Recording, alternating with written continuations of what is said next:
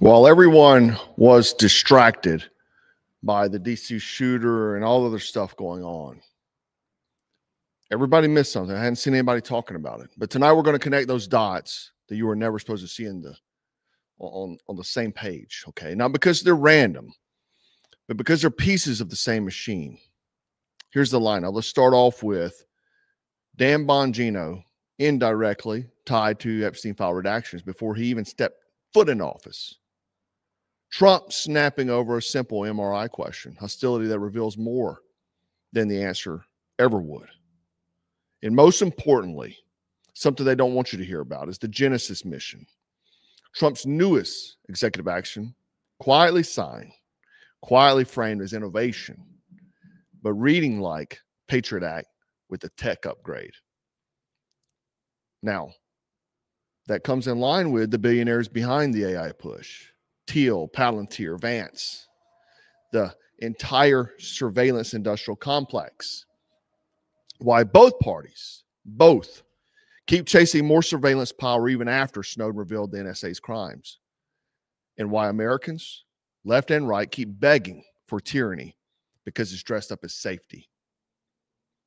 Now, this is the part where we connect Epstein to redactions, to national security, to AI, to the tech overlords, to government overreach, to you. So let's get into it. Start off with Dan Bongino. FOIA emails show that FBI personnel were already discussing redactions of the Epstein files before Bongino even assumed the job, that his commentary later made relevant. As you can see here, screenshot them, read that, let it sink in.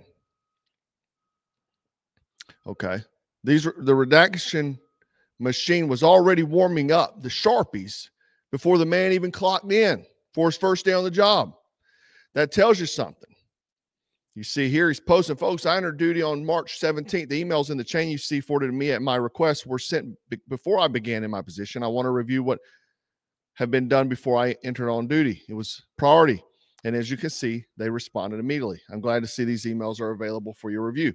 Yeah, that's called trying to gaslight American public. But the thing is, it tells you something. This was not an investigation. This was a cleanup operation. And you know how the cleanup crew works in DC, man. Security cameras always malfunctioning at the exact moment they're needed.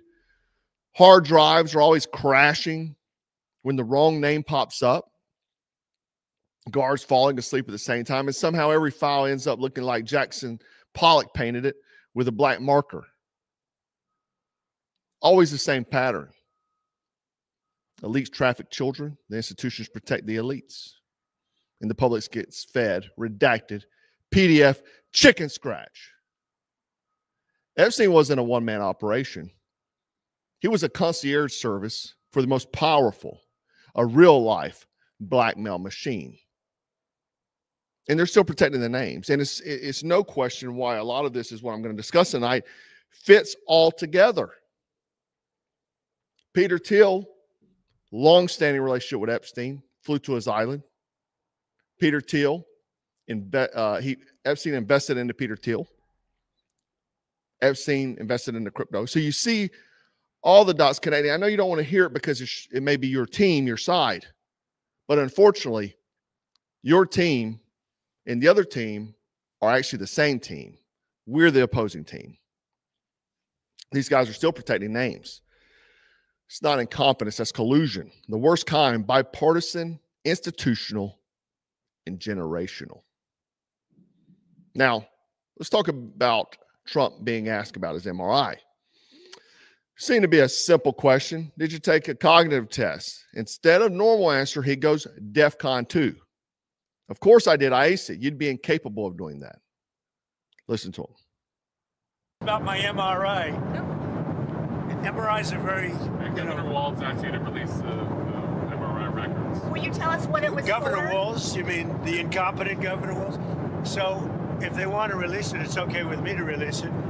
It's perfect. What was the reason they It's like my phone call where I got impeached. It's absolutely perfect. So if you want to hear about it or if you want to release it, do you want to have it released? Yes, News Nation, failing News Nation? No, sir, we're not failing. News Nation is doing lousy, by the way. But if you want to have it released, I'll release it. Yes, please. Can you tell us what they were looking at? For what, releasing? No. What part of your body was the MRI looking at? I have no idea. It was just an MRI. What part of the body? It wasn't the brain because I took a cognitive test and I aced it. I got a perfect mark, which you would be incapable of doing. Goodbye. First off, everybody was open for blast on that one. Went from Walls to this reporter, that reporter. The thing is, a simple question like MRI, man. I had an MRI and I knew what body part they were looking at when I tore the whole backside of my leg lifting weights. I knew, okay? Now, listen, I voted for Trump 5 times. You may have voted for him too. I'm not a cheerleader. And anytime a politician of any stripe gets pissed this quickly over a routine question, it means there's something they don't want discussed. In politics, anger is the bodyguard of a secret. So is there something more serious with his health that he's not wanting to release? But this is the truth.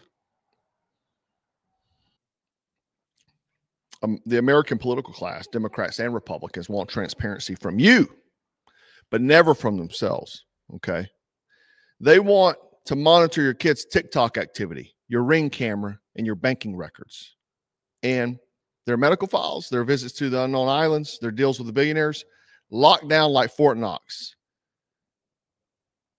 And so you have to ask yourself, what got him so upset about asking such a simple question? Maybe there's something really bad with his health, and he's trying to cover it up. But that's the point, man. You're expected to live under inspection. They get to live in the shadows. Now, the worst thing in the world is the bombshell. While everything else was going on and while you were paying attention to what they wanted, while this hand was, hiding the rabbit, this was signing Genesis Mission Executive Action.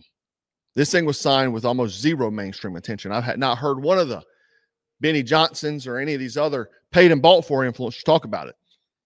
But when you read it, actually read it, it becomes clear. This isn't about innovation. It's about consolidation, data consolidation, power consolidation, AI consolidation. The order creates a government-wide initiative build. It says a unified AI platform leveraging federal scientific data and strategic resources. That's political speak for we're putting every data set the government owns into a single AI system. Do you know what federal scientific data means? That means everything.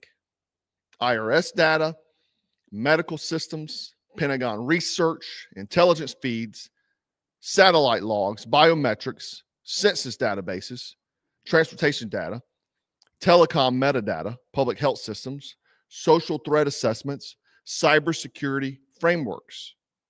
That ain't research. This is the master key ring to the entire digital country. They've been logging for years with your cell phones and your devices and your wearables. That smartwatch you got on, giving real-time data about your health back to Big Brother. And the White House does what every administration has done since 2001. They sell it as safety. It's necessary for national security, man. We must beat China's AI dominance. This protects Americans. Every tyranny in human history has the same 3 sales pitches: security, efficiency, protection. Not once has the government said, you know what? Hey, we're launching a new program to spy on your ass. They call it progress. And the only thing the government innovates in new ways is to watch you. Okay? Now, if we follow the money, because power doesn't move through elections. Come on. I thought it did. I was fooled. I'm not going to lie. I was fooled. Hook, line, and sinker. I thought, man, make America great again. I really believed it. I was one of those guys. Voted 5 times. Thought the world was going to be saved this term. No. Getting worse. Same trajectory. Just different color hat. It moves through networks, okay? They don't move through elections. Palantir is the crown jewel of the surveillance industrial complex. A company built on merging intelligence, law enforcement, military data, financial tracking, behavioral prediction, all into one machine. hey, oh, we think our AI system says you're going to be a criminal, so we're going to go ahead and arrest you. Some Minority Report stuff. This is the same Palantir tied to Peter Thiel. Peter Thiel, connections to Jeffrey Epstein, big connections, right? He backed J.D. Vance before anybody even knew who he was. J.D. Vance is now Donald Trump's vice president. If you didn't know this, J.D. Vance was backed by Peter Thiel financially in the beginning. A lot of people say, man, why don't you run for president, run for something? Dude, you don't even understand the amount of money you need to even get a Senate seat. I'm talking about a local Senate seat. You're looking at $5 million, okay?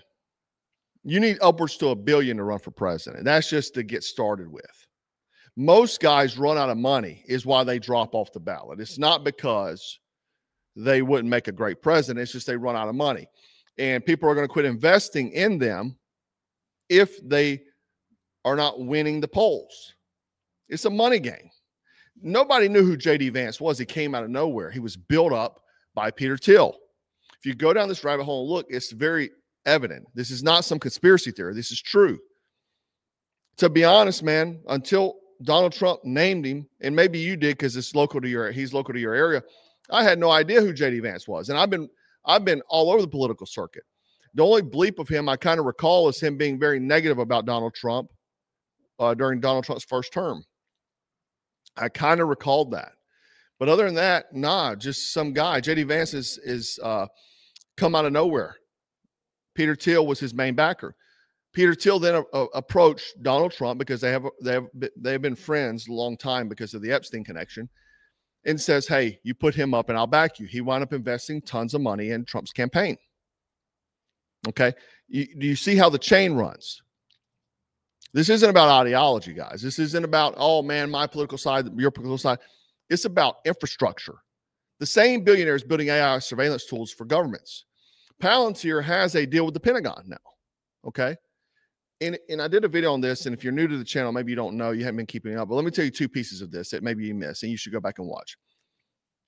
One, I did a video a few months ago about how the Pentagon took executives from Palantir and made them full bird colonels and put them in the military. Okay, now they don't, you know, they wore a uniform that when they got pinned on, but they're not working at the Pentagon. They work at Palantir, but they're building programs for the Pentagon. Palantir also is heavily involved in Israel and Mossad. On top of that, Peter Thiel, again, heavy connection to Jeffrey Epstein.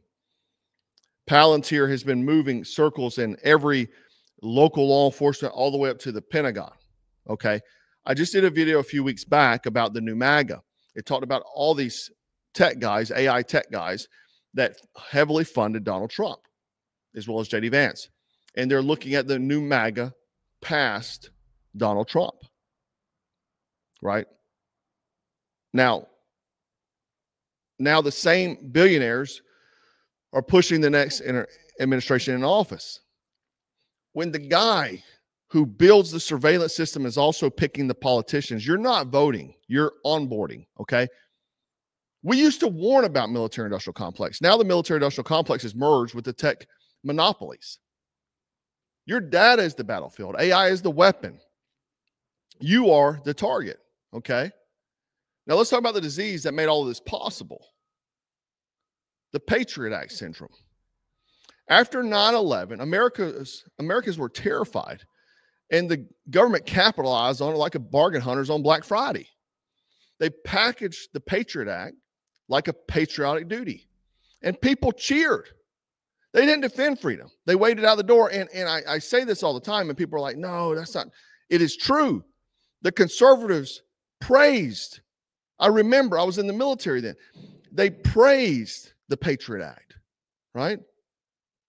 They were saying, Republicans were saying this, okay? People that I talked to, if you're not a terrorist, you've got nothing to worry about. Now those same people are losing their minds over government spying because now they're the target demographic. The government always builds the case for someone else until one day you wake up inside of it. Fast forward to now. I talked about this last night. One of my guys on X posts, tagged me in this. This is a conservative. She says, would you consider 3 months of martial law to get the illegal invaders out? No, ma'am. Absolutely not. Because once the government takes a right, it becomes a souvenir. They don't bring it back. They'll hang it on the wall. Martial law wouldn't end in 90 days. It ends when the government decides it's done with you. It's crazy, but that's the way it is. That's why I say patriots, all it takes is one event, and patriots will be lining up to turn in their AR-15s. I wholeheartedly believe that. I wholeheartedly believe that. I believe that if their savior in the White House tells them to do something, they will do it. I believe that if they were told to take the mark of the beast, they absolutely would. I've seen it. How can you look past all this nonsense that's been going on the past few months? 600,000 Chinese, how can you look past it? I don't understand. H-1B visas are putting, they sold kids in my era. You go to college, you make a lot of money. Unfortunately, H-1B visas kicked all those people out of their job, and they're still paying on their student loans while they're outsourcing it, bringing Indians over. Okay? That's what's happening real time, because it's cheaper to pay them than it is to pay an American. And people are clapping for it. Oh, it's necessary. It's crazy to me. Fear is the currency tyrants use to buy obedience. Both sides will fall for it, left and right, Democrat and Republican, patriot and progressive. You remember the mask? You remember the hokey pokeys? People were getting removed from their jobs. People are being demonized for not taking it. Left and right fall for this nonsense because it's sheep mentality. Everyone becomes a bootlicker when they get scared enough. And finally, if this doesn't prove everything that I've said tonight, Edward Snowden, the man who exposed one of the largest illegal surveillance operations in the history of the Western world, your phone calls, your texts, your emails, your webcam, your browsing, your location, your metadata, your cloud storage, your contacts, your conversations, all siphoned in NSA servers without authorization, warrant, or oversight. He didn't expose terrorists. He exposed the government. And here's what the part is no one wants to say. Trump didn't pardon him either. Biden didn't pardon him. Obama didn't pardon him. Bush wanted to put him in prison. Listen to what the man says. Called the social credit system. If any of these family photos, if any of your activities online, if your purchases, if your associations, if your friends are in any way different from what the government or the powers that be of the moment would like them to be, you're no longer able to purchase train tickets. You're no longer able to board an airplane. You may not be able to get a passport. You may not be eligible for a job. You might not be able to work for the government. All of these things are increasingly being created and programmed and decided by algorithms. And those algorithms are fueled by precisely the innocent data that our devices are creating all of the time, constantly, invisibly, quietly, right now. Our devices are casting all of these records that we do not see being created, that in aggregate seem very innocent. You were at Starbucks at this time. You went to the hospital afterwards. You spent a long time at the hospital. After you left the hospital, you made a phone call. You made a phone call to your mother. You talked to her until the middle of the night. The hospital was an oncology clinic. Even if you can't see the content of these communications, the activity records, what the government calls metadata, which they argue they do not need a warrant to collect, tells the whole story. And these activity records are being created and shared and collected and intercepted constantly by companies and governments. And ultimately it means as they sell these, as they trade these, as they make their businesses on the backs of these records, what they are selling is not information. What they are selling is us. They're selling our future. They're selling our past. They are selling our history, our identity, and ultimately they are stealing our power and making our stories. There you go. Because the surveillance state isn't a Democrat project, it's a government project. And every administration wants access to the machine.